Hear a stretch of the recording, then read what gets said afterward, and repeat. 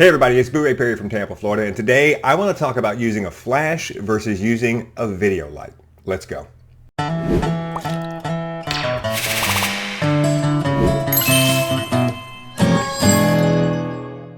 In recent years, because video has become so big and so prominent in our society, video lights have really started to surge in popularity, and you're seeing people who are making much better video lights than we used to have access to in the past. They're brighter, they have more features, they're more portable, they're smaller, and so you're starting to see people using video lights more often for photography and not just for video, and I am one of those people. I recently switched my studio over to video lighting.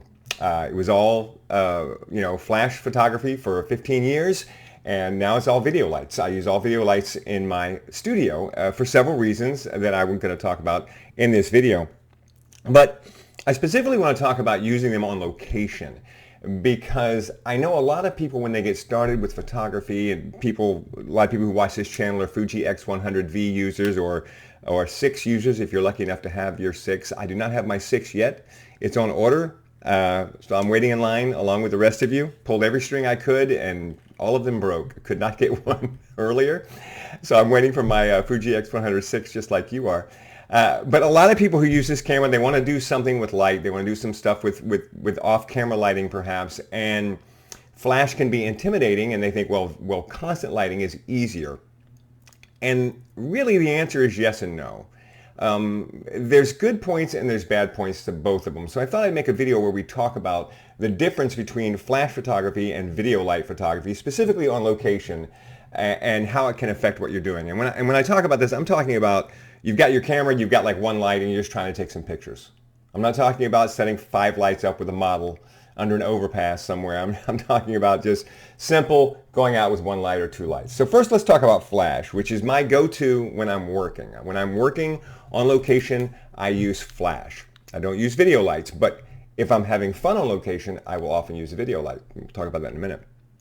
So the good thing about using a flash, probably the best thing about using a flash for your photography on location, is that the flash will do most of the work for you. So for example, if you're going to use a flash, either on the camera or off camera, on location, you can set your camera up to get your scene to look the way that you want it, right? So you can, listen, we can go into the exposure triangle and all the rest of it all day long, but the bottom line is you're looking through your camera, and when the background looks the way you want it to look, then you've got what you want, okay? I've decided I want the background to be dark, I want the background to be light, or whatever. You've got the background looking the way you want it, great.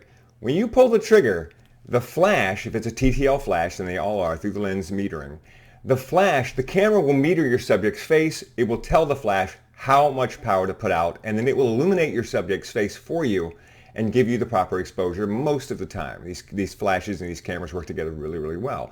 So this is huge because you can get in there and just, this is the way I want my scene to look, and then let the flash and the camera do the rest.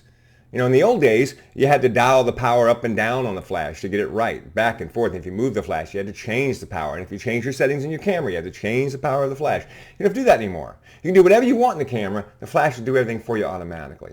So this is huge. This is a huge bonus to using a flash on location. And the reason that when I'm working, that's what I use, because I need to work fast. I'm shooting bar mitzvahs and weddings and things like that. I need to work fast. However, there are some downsides to using a flash. Number one, they require a remote. And right now, if you're a Fuji user, this is like the smallest remote you can get. They've got the other one that sticks straight up. That's the one that's on my Pro camera. But they're not very small. So if I'm going on location, I'm going on vacation or something like that, I'm taking my Fuji X100V and I want to take a flash and a remote, now this is starting to take up some extra room in my bag. Right? And if I want to use it, I've got to take the remote out, I got to put it on the camera, I got to turn it on, I got to get the flash out, there's more stuff, right? There's more stuff you have to mess around with if you want to use the flash. However, the argument can easily be made that's a small price to pay for the convenience once you do have everything going the way that you want it to go.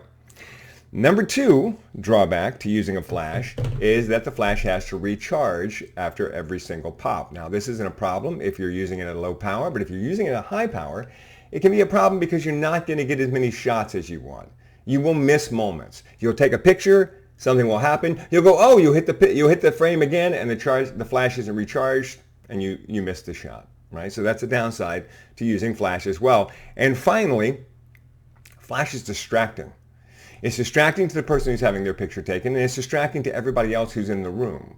So if you're trying to take a picture of somebody using flash on location, like in a bar in Louisville, Kentucky, which I'm going to show you in just a minute, then having this pop, pop, pop, pop, pop can be pretty distracting to the room and distracting to your subject as well.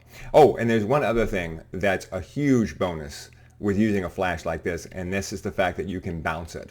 You can bounce this flash off of walls and surfaces and get nice, big, broad, soft light. And you usually can't do that with a video light because the video lights simply aren't powerful enough to do it. In order to get the light powerful enough to bounce off a good surface, it's going to have to be so bright that it's really going to be distracting. It's probably going to be a big light too. But this little light right here, you can bounce off a wall and get great bounce light.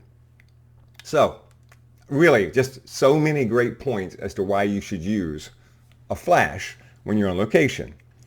Now, before we talk about video lights, let me remind you to please go into the comments, not the comments, I'm sorry, go into the description of the video and check out all my links there. If you go to my website, you will find links to everything, including my gear page, which is where I keep all of my gear and everything that I talk about on my channel. And if you click one of those links and you buy something from Amazon, I get a couple of dollars, and it's a great way to help support this channel. Also, be sure and check out my free ebooks, which are available for you, as well as my fantastic ebook on how to work with natural light photography.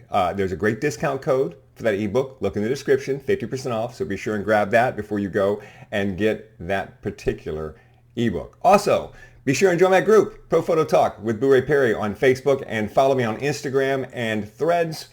And I think that's everything. It seems like every time I have to talk about this stuff, it gets longer and longer every time I do it. So let's talk about video lights.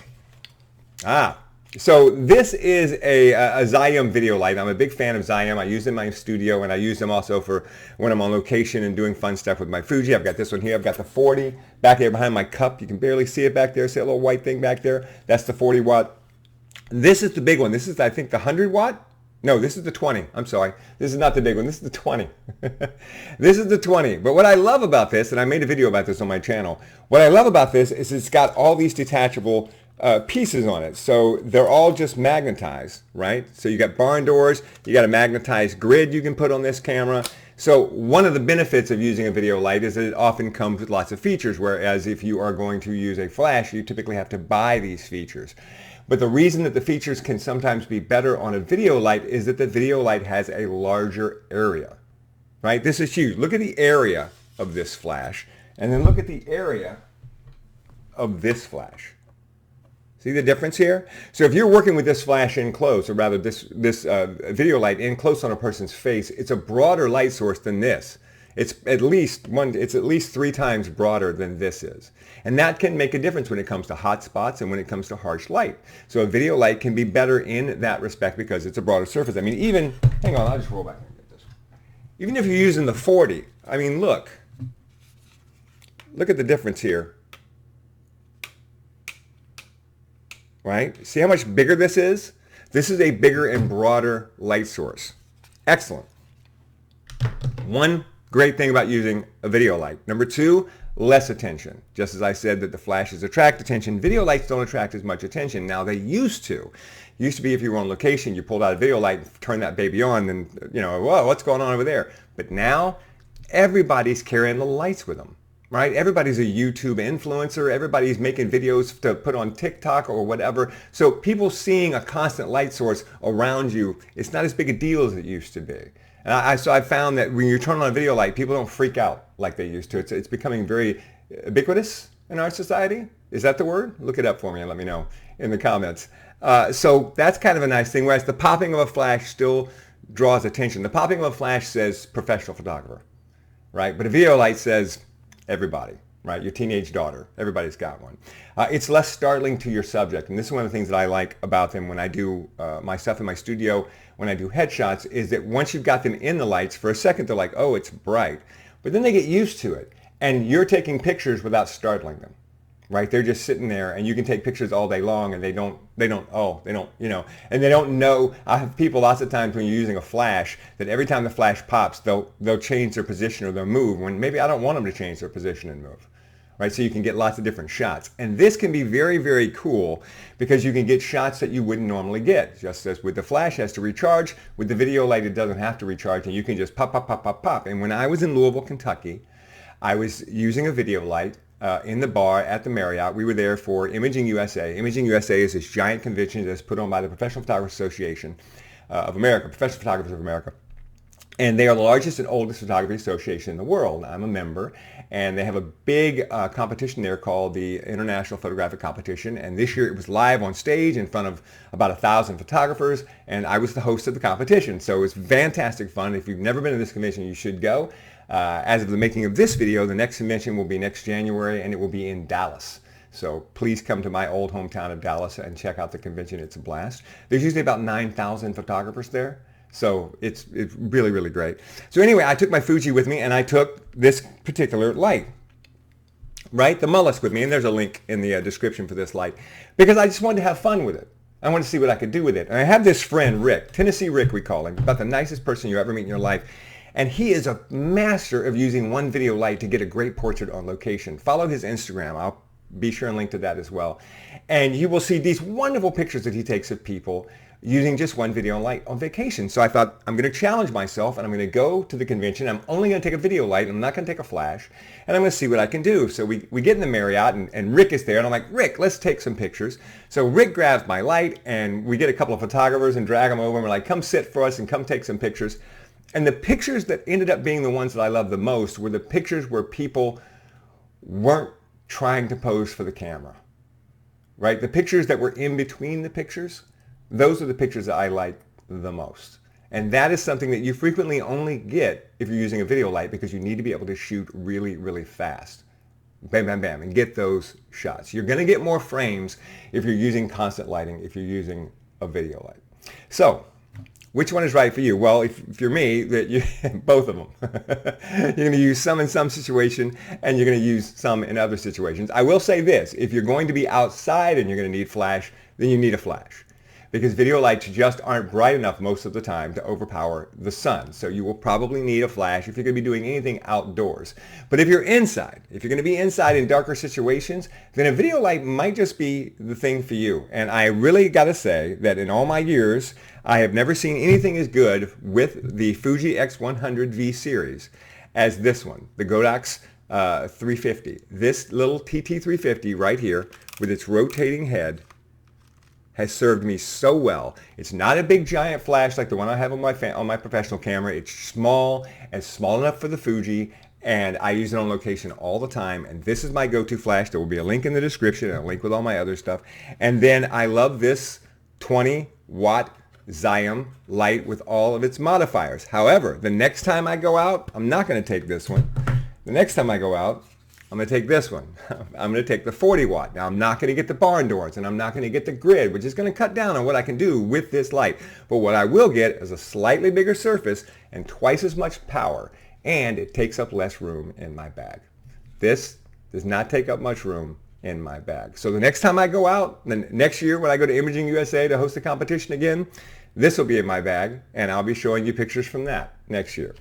So there it is. Don't forget, get down there in the comments and let me know what you think. Flash versus video light. Your experiences with both of them. Ask me any questions. I'm always happy to answer any questions that you have. Throw me a like, throw me a subscribe, and hit the notification button. And I'll see you back here next time.